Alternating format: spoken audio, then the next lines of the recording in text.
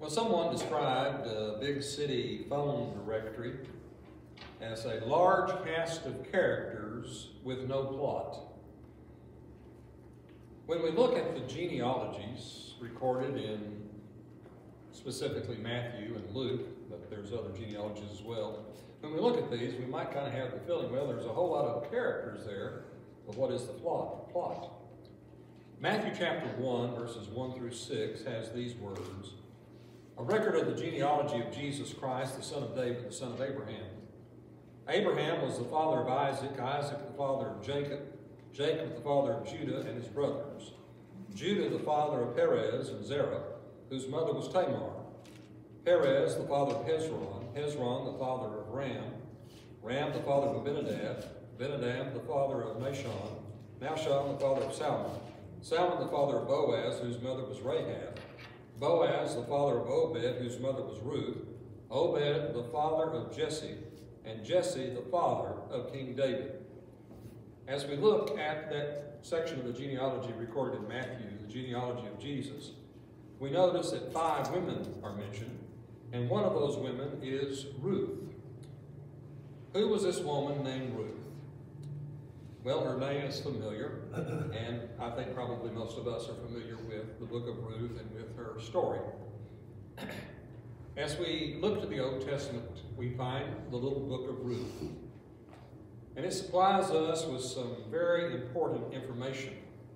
It gives the biography of the woman whose descendants would include David, Solomon, and Jesus. The book also serves as a transition between the book of Judges and the book of 1 Samuel.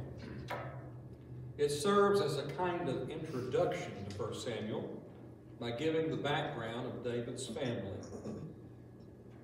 It is important to study the book of Ruth.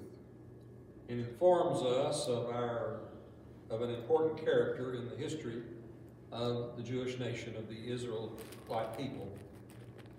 It shows us a picture of one of the ancestors of Jesus' earthly parents. And as we look at the book this evening, we'll consider the background of the book, the story of the book, and the lessons of the book. First, we consider the background of the book. Well, the name is after the main character in the book, that is Ruth. Who was the author of Ruth? Well, we really don't know. It might have been Samuel, the prophet. He is certainly the one who anointed Saul and David as king. When was the book written? Well, it was apparently written before the writing of 2 Samuel.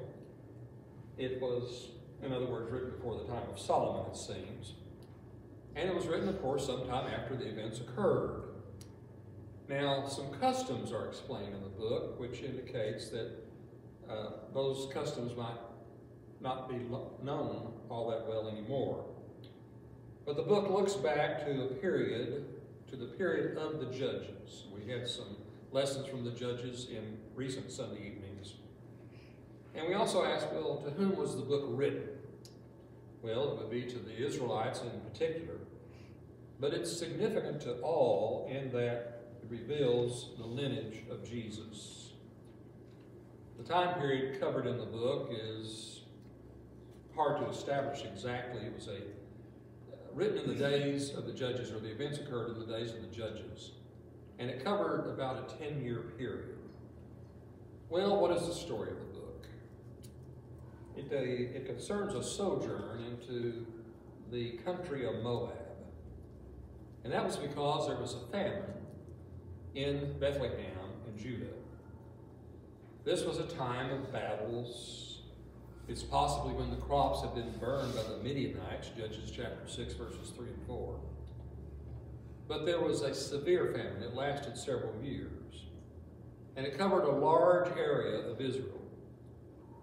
Elimelech, a man of Bethlehem, moves to Moab with his wife and 2 sons. His wife was Naomi, his sons were Mahlon and Chilion. They entered the land of Moab and remained there, we read. Well, while there, Elimelech dies. His sons marry Moabite women. They marry Orpah and Ruth. And they're about 10 years, as I said. And of all things, the 2 sons die. So now we have Naomi and her two daughters-in-law. Well, Naomi hears that the famine is over back home, and so she starts home. She urges her daughters-in-law to return to their family.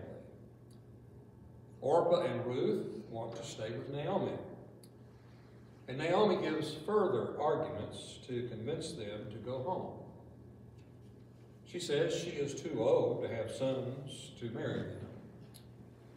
What's she referring to? Well, she's referring to the Levirate law, Deuteronomy chapter 25, verse 5.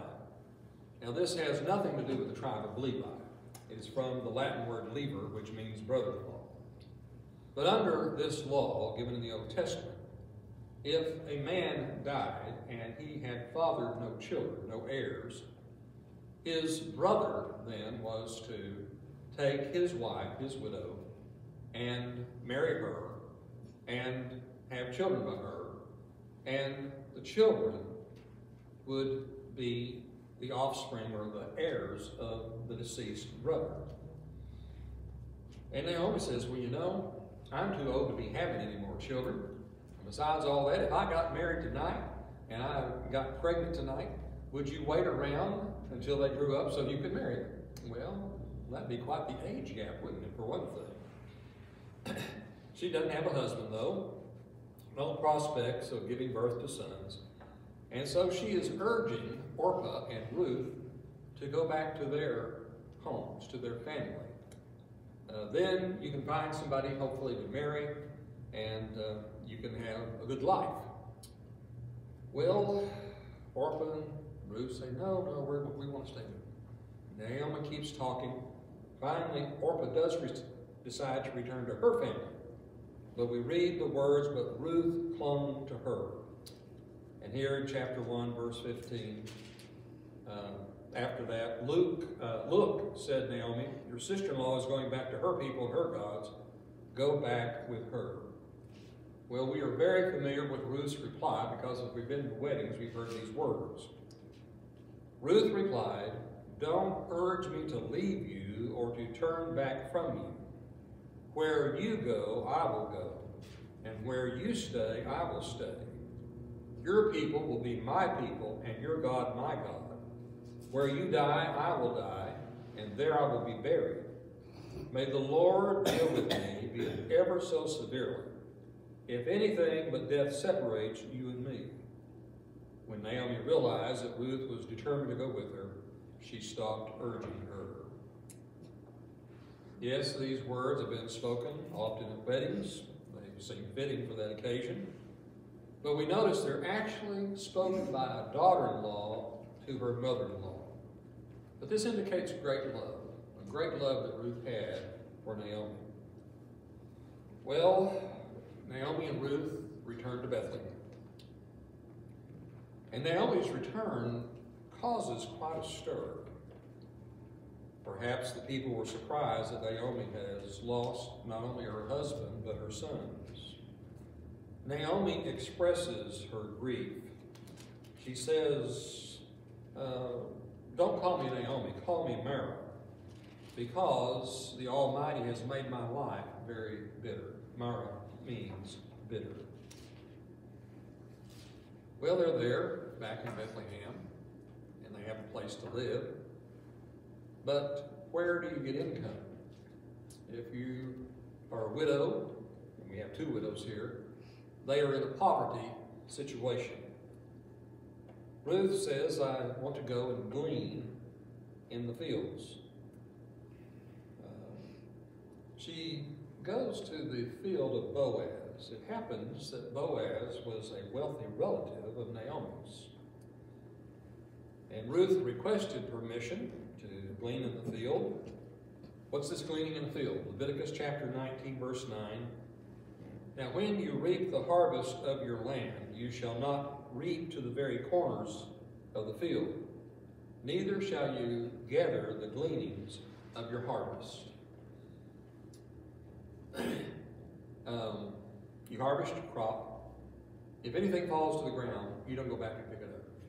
Also, you don't even harvest the corners of the field. Kind of interesting, isn't it? When I drive through cotton country, and see the cotton along the side of the road. Of course, I go back to my childhood. In southeastern Oklahoma, we lived on a highway, and the cotton wagons came by, and they left the cotton. But I remember my dad referring to the days in his youth when people would go along the road and gather up that cotton to sell. Times were hard, and here were some gleanings of, you would say, the cotton, a way to make some money. I don't guess anybody bothers to do that anymore. I don't even know if they would buy it anymore if you took in a sack of cotton. But at any rate, under the law of Moses, we might call this even workfare, there was a way for the poor to go out and get food. They would go to the fields of people, they would glean, they would pick up what was left from the harvest. And so that's what Ruth is going to do. She goes to this field, and Naomi gives her permission to go. And it's kind of interesting, as we're reading along here, it says, as it turned out, she ended up at Boaz's field. Now some might say, well, Ruth just accidentally picked the field of Boaz. I am not a believer in chance. I don't tell people good luck. And on occasion, when somebody has wished me good luck, even said a word or two to them about it, sometimes I just let it go. It's so much better to believe in the providence of God. Now, we don't always know when something is happening in the providence of God. Even the Apostle Paul didn't when he wrote the letter to Philemon, because he says, perhaps it was for this reason. I do firmly believe in the providence of God, that God is working in his world. When Jay prayed a few minutes ago to help our nation be restored to what it needs to be, we are expecting God to work in the lives of government, and God does work in governments. He establishes them. He brings people to power in a sense. He takes people out of power in another sense. But at any rate, yeah, I'm kind of getting off the subject here. Ruth ends up in Boaz's field. I don't think it was an accident personally, but we'll just have to wait and see about that, I guess, to a future time. So she's there in Boaz's field, and Boaz notices her, and he asks about her. He then instructs Ruth to glean only in his field. Now, he wants her there in his field. That would be a safer place for her. He says basically, watch out for her. He assures her protection. And as we come over to chapter 2, verse 10 through 13. At this she bowed down with her face to the ground. She exclaimed, "Why have I found such favor in your eyes that you notice me, a foreigner?" Boaz replied, "I've been told all about what you have done for your mother-in-law since the death of your husband, and how you left your father and mother and your homeland and came to live with a people you did not know before. May the Lord repay you for what you have done. May you be richly rewarded by the Lord, the God of Israel, under whose wings you have come to take refuge." Ruth says, "May I continue to find favor in your eyes, my Lord. You have given me comfort and have spoken kindly to your servant, though I do not have the standing of one of your servant girls." Ruth says, "I'm not even one of your servant girls. I'm a foreigner." But Boaz had heard of how she had been a good daughter, faithful to Naomi. And so he is impressed by her. Boaz feeds her a meal. He instructs his servant to put out some grain for her and leave it. In other words, make her task easier. Ruth returns to Naomi and tells the events of the day. Ruth continues to glean in Boaz's field for a while, continues to live with her mother-in-law. And then we come in the little book to the events of Ruth seeking marriage with Boaz. Naomi instructs Ruth to approach Boaz to marry her. Boaz was a close relative. Levirate marriage required the brother of the deceased widow's husband to marry the widow, as we've already seen. Apparently, by the time of Ruth, this law had been extended to include other relatives besides just the brother of the deceased. Ruth is instructed to seek marriage with Boaz. And so Ruth goes to Boaz, chapter 3, verses 6 through 9. It's nighttime. Apparently, the workers, many of them, spent the night in the field. Ruth lies down at Boaz's feet. Now, it's dark. There's no street lights here. It's dark. Boaz wakes up, and he knows that somebody is there at his feet. And asks, "Who are you?" And Ruth answers. We have some interesting courting and dating customs in our day, and certainly from culture to culture. Well, this is far different than anything we know. But Boaz praises Ruth's conduct. Ruth has shown kindness in her relationship to Naomi. And she had not sought the love of young men. She hadn't gone out looking for a young husband. So Boaz promises to do what Ruth asked. He will marry her under the Levite law. But he says, there is something that we've got to deal with. There is a relative who is closer to Naomi than he is. He must see if he will redeem her. Boaz will if the relative will not. Well, the next morning, Boaz sends Ruth home with a gift of grain. Chapter 3, verse 18, then Naomi said, "Wait, my daughter, until you find out what happens. For the man will not rest until the matter is settled today." Sure enough, we have the arrangement of the marriage. Boaz meets with the close relative to discuss Ruth. They meet with the elders of the city, and they meet at the city gate. That seems to be a place in Old Testament times where a lot of legal business took place. There are 10 men there. They are witnesses to what is going to transpire. And Boaz explains to this relative that Naomi needs to sell her land. God gave the land to Israel. The land was passed on by people to their descendants. If it was necessary to sell the land, the nearest relative was to buy it if possible. They were the kinsman redeemer. You tried to keep the inherited land in the family. If it was not possible for a relative to buy the land would be sold, but it would go back to the original owner in the year of Jubilee, the 50th year. Well, in Ruth's day, the relative's duty of redeeming the land and marrying the widow seemed to have become connected. This would retain the land in the family, and it would preserve the family line. Well, the relative is very interested in redeeming the land, in other words, buying the land. But when he realizes he would have to marry Ruth, he says, well, I'm not able to do that. And so he gives the right of redemption to Boaz. It's interesting the way they then settle the deal here. It involves the removing of a sandal, exchanging the sandal. This is a custom that's not mentioned elsewhere in the Old Testament, but we find it here. Chapter 4, verses 9 and 10. Then Boaz announced to the elders and all the people, "Today you are witnesses that I have bought from Naomi all the property of Elimelech, Chilion, and Mahlon.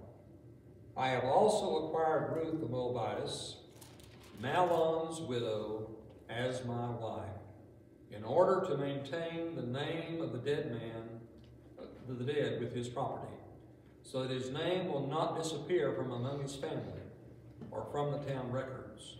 Today you are witnesses." And with that, the people bless what Boaz says, verses 11 and 12. Verses 13 and 15 describe the marriage of Boaz and Ruth. With their marriage, the line of David is begun. And so in verses 16 and 17, when the child was born to Ruth, then Naomi took the child, laid him in her lap, and cared for him. The women living there said, Naomi has a son, and they named him Obed. He was the father of Jesse, the father of David. The book then concludes with a more extended genealogy. But the point is well made in this book. Okay, here is where David came from. And as we mentioned this morning in the sermon, Jesus was a descendant of David as far as earthly parents. Well, what can we learn from the book of Ruth? One thing we learn is that God takes care of his people. Things looked bad for Naomi and Ruth, but God provided for them. We also see here God's interest in and acceptance of Gentiles. We see that Naomi and Ruth, despite their bad situation, became honored as the ancestors of kings. God blesses those who follow him. In the book, we learn the lineage of our Lord. And don't we see in Ruth a great lesson in love? Ruth had a great love for Naomi. She was willing to leave her family and homeland. Now let's think about this. When Ruth left Moab and went to Judah with Naomi, I don't imagine she ever saw her parents or any family members again. There was not even a phone call, not even FaceTime. She left her family behind. And she said to Naomi, your people will be mine. So Ruth shows a great love. She wanted to be with Naomi. Ruth's love is a great example for us. I don't have to tell you that today the family is in crisis. And it really stems to a lack of love. We would do well, husbands and wives, parents and children, even in-laws. We would do well to imitate the love that Ruth had for Naomi. Ruth has some qualities worth imitating. She was grateful, chapter 2, verse 10. She thanked Boaz for his kindness. She was willing to work, chapter 2, verse 2. She was kind. Naomi said, may the Lord deal kindly with you as you have dealt with the dead and with me. Ruth was a virtuous woman, chapter 3, verse 11. She is described as a woman of excellence. And she had faith in God. And she grew up, no doubt, worshiping idols, false gods. But she learned from Naomi, the one true God. And so she came to say, your God will be my God. The book of Ruth is truly a love story. It's certainly not just a tale of romantic love. Ruth's love was far greater. And so we can learn from Ruth and ought to learn from Ruth. Well, in our lifetime, we've had a Mother's Day, Father's Day. In more recent years, we've even got Mother-in-Law Day.